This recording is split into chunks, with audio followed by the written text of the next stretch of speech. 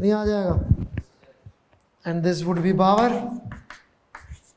So power becomes F dot V. But rarely you will find problems where this dot product is being employed or used in any particular way. Generally इसका use नहीं हो रहा होगा सवालों में. ये FV का use होता है, लैंग्वेज बेस्ड क्वेश्चन ज़्यादा होते हैं. ठीक है, तो मैं दे देता हूँ आप लोगों को ट्राई करने के लिए. आप बोले तो शीट के एक आध करवा देता हूँ भी लैंग्वेज वाले सवाल. राइट, बट वो हर बार डिफरेंट तरीके से प्रेजेंट होंगे, सो उसमें कोई मदद नहीं मिलने वाली, बट कर लें ट्राई. कार का मास ये assume total resistive force proportional to this. Car can maintain maximum speed of. तो कार को जो पावर जनरेट करनी है वो इतनी होनी चाहिए कि इसको बैलेंस कर ले. तो अल्फा भी अपन लगा रहे हैं, इतनी पावर जनरेट होनी चाहिए. कर लो इसको, आ गया. आया समझ में? तो अलग अलग लैंग्वेज के सवाल मिलेंगे. Centre of mass, momentum and collision. तो सेंटर ऑफ मास को लेके क्या नहीं है, क्या गड़बड़ है, पहले ये बात कर लेते हैं. क्या सही है बाद में कर लेंगे. सेंटर ऑफ मास का कतई मतलब ही नहीं कि बॉडी को सेंटर ऑफ मास से रिप्लेस करना है. किताबों में आप पढ़ेंगे या कुछ गलत सलत कहीं सीख लेंगे तो आपको ऐसा लगेगा कि इस इक्वेशन को देख के या कुछ कि बॉडी की जगह क्या सोच लीजिए, सेंटर ऑफ मास सोच लीजिए. समझ रहे क्या मेरी बात? So not the best idea. Alright, फिर ये क्या चीज है, क्यों आती है, किस लिए आ जाती है? What would happen is this, कि जब हम लोग फिजिक्स की इक्वेशन सॉल्व करना चाहना शुरू करते हैं for a system of particles, right, तो कभी कभी ऐसा होगा कि ये वाली टर्म, ये वाला मैथमेटिकल फॉर्म रिपीटेडली आ जाता है. तो लोगों ने जो ऑब्जर्व किया, एक जैसी मैथमेटिकल टर्म बार बार आ रही, बार बार आ रही, बार बार आ रही, तो उन्होंने कहा इसका एक नाम रख देते हैं. And that name is centre of. इसका यदि अपन कोई फिजिकल मीनिंग ढूंढने निकल गए कि जी नाम रखा है तो कुछ तो होगा इसका मीनिंग. अब फिजिक्स धीरे धीरे धीरे इससे ऊपर उठती जाएगी. We create quantities so we can solve physical problems. ठीक है, अभी तक जो अपन ने क्वांटिटीज देखी दे आर मोर लाइक जो हमें नेचुरल लैंग्वेज में समझ में आती है. कोई बोले यार आज तो मेरे में एनर्जी नहीं है, हाँ यार थका हुआ होगा बंदा. समझ में आ रही बात? राइट, तो अपन रिलेट कर लेते हैं कि एनर्जी मतलब एबिलिटी टू वर्क टाइप कुछ होती होगी. मास अपन हल्के भारी से रिलेट कर लेते हैं. फोर्स अपन बाहुबल से रिलेट कर लेते हैं. नहीं क्या? राइट, नहीं समझ में बात? तो अब लेकिन हम लोग धीरे धीरे अपनी चीजों को एडवांस करते जाएंगे और उसका मीनिंग हमको मिले ही सही ऐसा जरूरी नहीं होगा. ठीक है, तो it's a purely mathematical concept. अब ये कब आता है? When does it come? जब भी पोजीशन वेक्टर या उसके डेरिवेटिव्स पे लीनियर रिलेशनशिप होगी तो आप देखेंगे हम ढूंढने नहीं जाएंगे, अपने आप सेंटर ऑफ मास प्रकट हो जाएगा. पोजीशन वेक्टर या उसके डेरिवेटिव्स से लीनियर रिलेशनशिप होगी तो हमारी मर्जी के बिना ही अपने आप सेंटर ऑफ मास प्रकट हो जाएगा।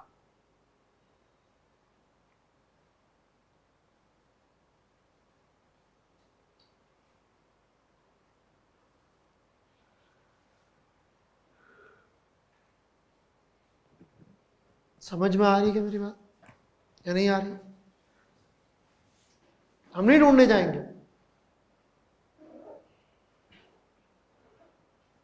ठीक है?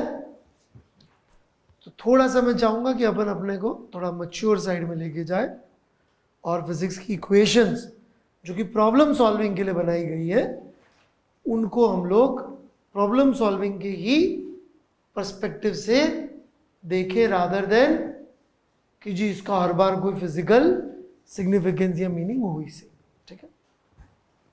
तो what is centre of mass, how it is defined, what is the idea behind this saying linear dependence वाली बात, तो सब धीरे धीरे we will reveal it to you.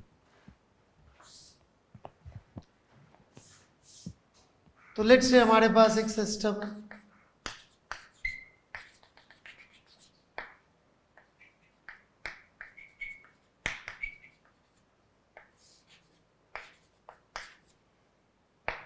उसमें कई सारे ब्लॉक्स पार्टिकल्स हैं, सबके अलग अलग पोजीशन वेक्टर है। Position vector of centre of mass would be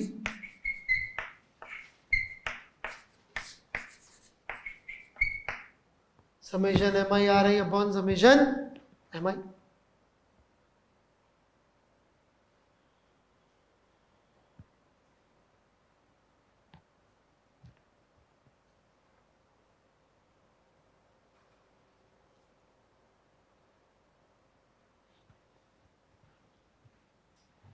ये डेफिनेशन है। क्यों है ये? क्योंकि समाओ ये चीज बार बार आ जाती है, हम ढूंढने नहीं जाते। समेशन mi जैसी चीज हम सॉल्व कुछ और कर रहे होते, आ जाते। समझ में आ रही बात? तो बार आई तो लोगों ने कहा इसको मास से डिवाइड करके इसका कुछ नाम रख देते। अब इसका नाम कुछ भी रख सकते थे, रसगुल्ला भी रख सकते थे, लेकिन लोग फिर सवाल में कंसंट्रेट कम करते, तो इसे रसगुल्ला नहीं रखा नाम। और बंगाली लोग तो हमेशा गलत करते थे, राइट? बड़े आगे नाम ही और कुछ नहीं। इसको डिफरेंशिएट करेंगे तो क्या आ जाएगा? velocity of that mathematical point. It's not a physical point, it's a mathematical point. उसकी velocity आ जाएगी। इधर ऑब्वियसली डिफरेंशिएट होने के लिए आ रही, और तो कुछ है नहीं।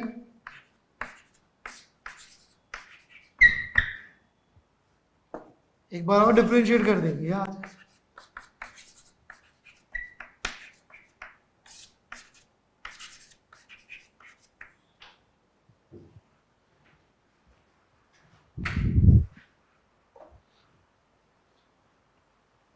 तो मैंने क्या कहा था, जब पोजीशन वेक्टर या उसके डेरिवेटिव्स से लीनियर रिलेशनशिप आएंगी तो आप पाएंगे कि सेंटर ऑफ मास की इक्वेशंस अपने आप प्रकट हो जाएंगी।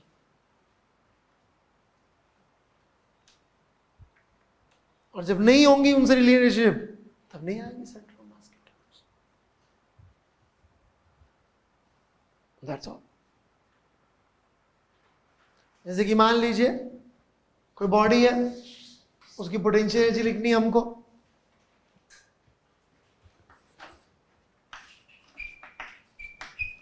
यही होगी समेशन mi/gi। साफ साफ दिख रहा है, it would be same as mg/h। जी को बाहर निकाल लो, समेशन mi/hi होगा total mass multiply total mass. तो क्या बन गया वो? हाइट ऑफ, हम ढूंढने नहीं गए थे, अपने आप आ गया। काइनेटिक एनर्जी लिखेंगे तो पक्का नहीं आएगा। Summation of half mi vi square है, मोमेंटम लिखने जाएंगे summation M i v i. Now we have two paths to move forward.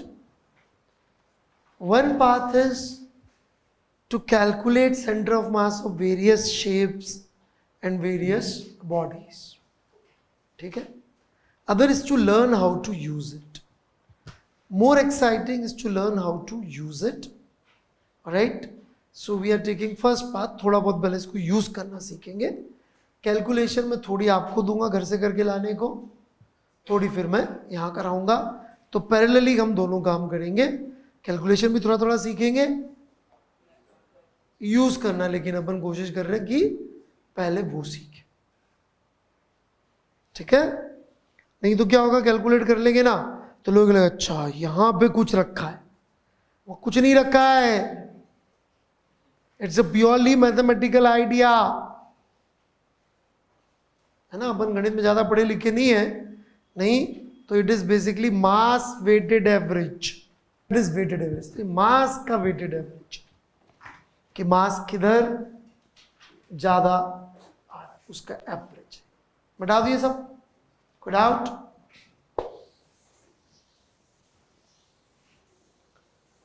So directly we will like to go to the theorem where this equation appears.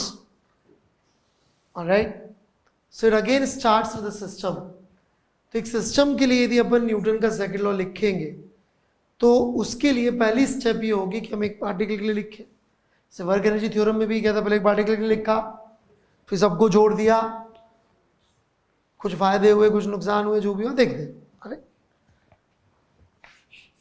तो एक particle पे लग रहे यदि हम सारे फोर्सेस लिखें तो उस पर कई फोर्सेस तो ऐसे होंगे जो सिस्टम के पार्ट ही लगा रहे होंगे. समझ रहे क्या मेरी बात? और कुछ फोर्सेस ऐसे होंगे जो वन पर एक्सटर्नल लगा रहे होंगे. This would be equal to m1 a1 which can also be written as d by dt of m1 v1.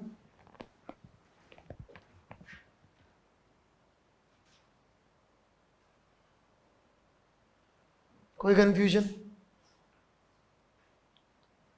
F1 external force का मतलब क्या होता है? किसको बोलेंगे एक्सटर्नल? जिसका थर्ड लो पे सिस्टम के पार्ट्स पे ना लगे. ठीक है.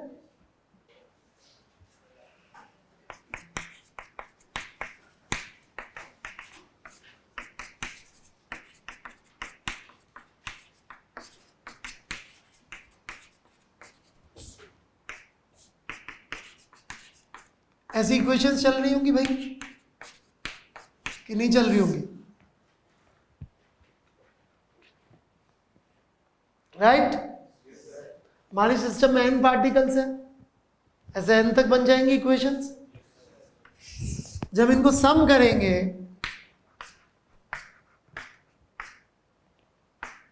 ये टर्म्स कटती जाएंगी.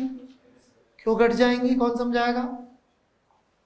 हाँ भाई, third low pair equal and opposite होंगे लेकिन एक्सटर्नल वाले बच जाएंगे.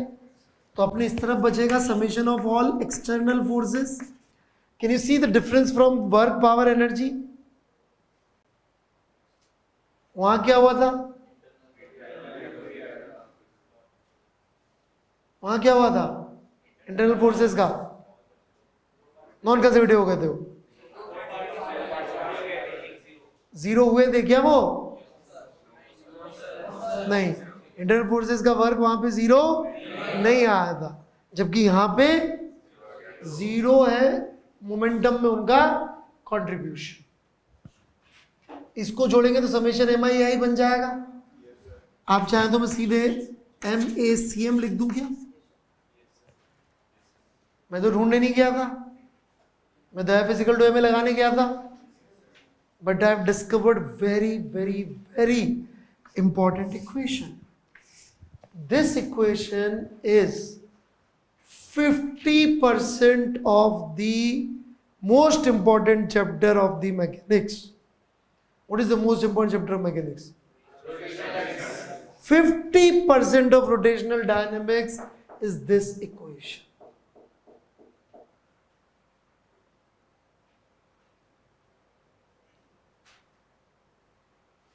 चूंकि फोर्स का लीनियर रिलेशनशिप है पोजीशन वेक्टर के डबल डेरिवेटिव से, इसलिए जब हमने किया तो ये बाजू क्या प्रकट हो गया?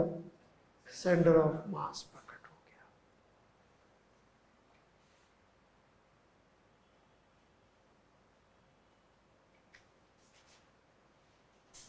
और एक और इक्वेशन आई है, वो भी लिख लेते हैं अपन।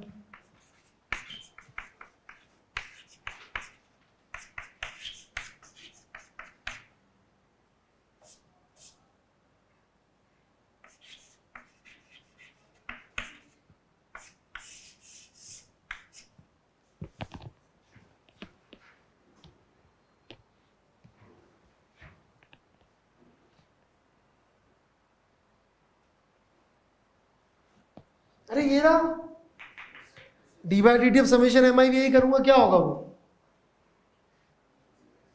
मोमेंटम ऑफ सिस्टम नहीं होगा। D by D T of summation M i v क्या होगा भाई? Moment of system. ये इक्वेशन थोड़ा प्रैक्टिकली मैं आपको समझाऊं। Summation F external is equal to moment of system rate of change of moment of system. जैसे कि एक कार, उसको यदि अपन एक फ्रिक्शनलेस सरफेस पे छोड़ दे, बहुत बढ़िया कार है, चलेगी? क्यों नहीं चलेगी? बहुत बढ़िया कार, बढ़िया सड़क पे छोड़ी, बस इंजन निकाल लिया, अब चलेगी? क्यों? एक्सटर्नल फोर्स अवेलेबल है ना, है फ्रिक्शन, अच्छी सड़क पे छोड़ा है मैंने। वर्क एनर्जी की इक्वेशन देखिएगा, उसमें work done by internal force भी अलाउड है। कार की काइनेटिक एनर्जी जो आती है कहां से आती है? इंटरनल फोर्स से। इंजन गायब तो इंटरनल फोर्स ही, इंटरनल कोई बचा ही नहीं वर्क करने वाला। अमेजिंग बात है, कार की काइनेटिक एनर्जी का कॉज क्या है? इंजन। मोमेंटम का? फ्रिक्शन। मोमेंटम कितना वर्क, फ्रिक्शन कितना वर्क करता है कार पे? 0। स्टैटिक लगता है, बताया था मैंने। या मान लीजिए कोई रनर है, हुसैन बोल्ट, उसको पानी में पटक दे, दौड़ बेटा स्विमिंग पूल में, दौड़ेगा? अच्छे जूते भी दे दे, हैं? नहीं दौड़ पाया, क्यों? फ्रिक्शन ही नहीं। पर जब वो दौड़ता है तो जिसकी काइनेटिक एनर्जी आती है वो कहां से आती है? हाँ, मसल्स, विच इज एक्सटर्नल की इंटरनल। पर फ्रिक्शन भी चाहिए तो मोमेंटम नहीं आया। तो कुछ लोग लगेगा सर मोमेंटम फोर्स से आ रहा है एक्सटर्नल, काइनेटिक एनर्जी जो है वो फ्रिक्शन से आ रही है, तो फिर तो मोमेंट ऑफ काइनेटिक एनर्जी उसकी इंडिपेंडेंट आ जाएगी, उससे पर दोनों से आनी तो वही है। नहीं, there comes the force analysis. कि यदि मसल जब स्ट्रांग होगी, तो आपको याद होगा मैंने एक सवाल करवाया था फ्रिक्शन के चैप्टर का, एस सी वर्मा के O1 का सेकंड क्वेश्चन।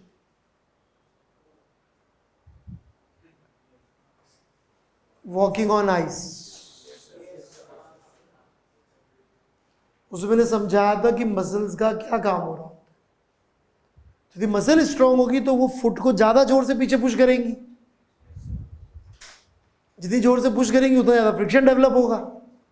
तो in that way they are related. But यदि अपन फिजिक्स की इक्वेशंस देखें तो ऐसा लगता है कि energy can come from internal and external both forces, whereas momentum can come only from external forces.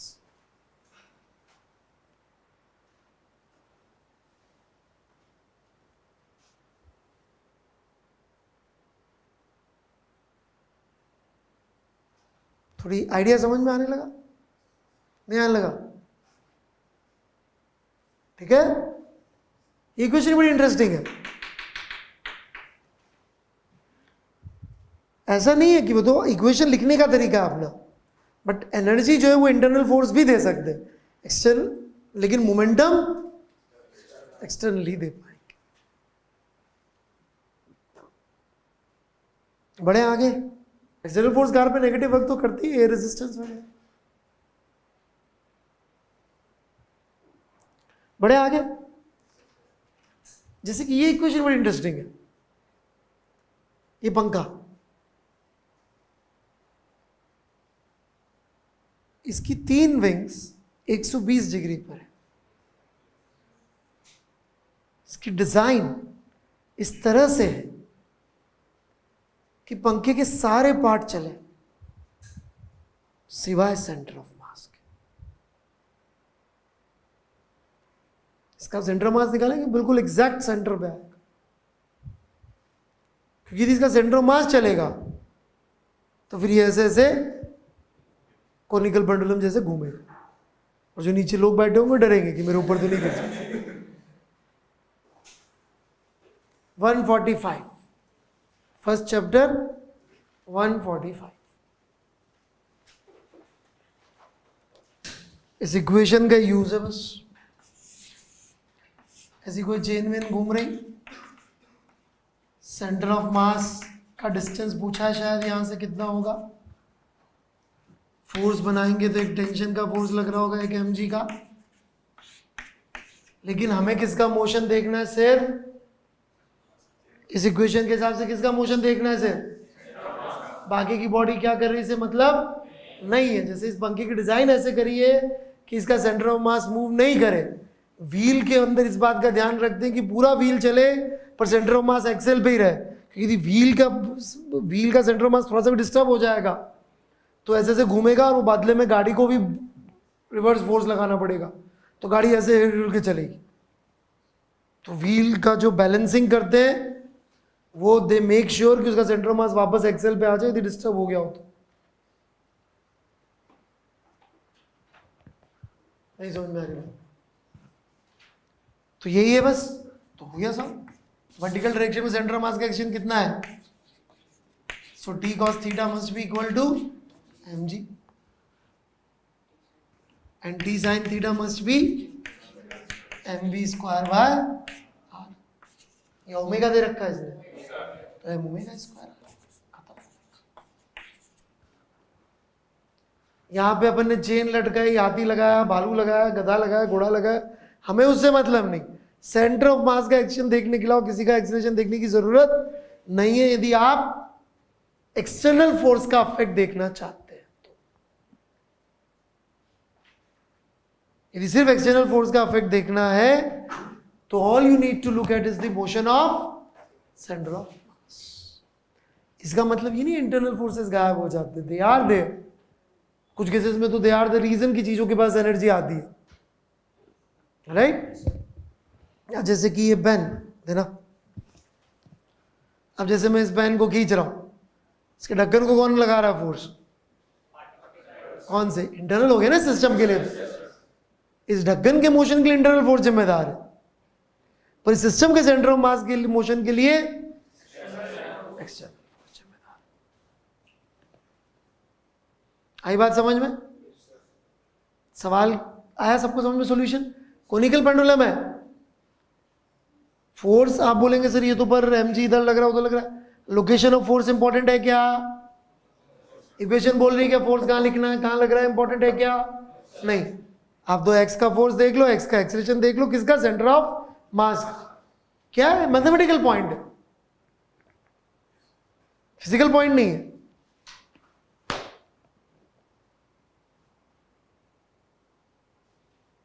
चमका कुछ की कुछ भी नहीं चमका भाई लोग।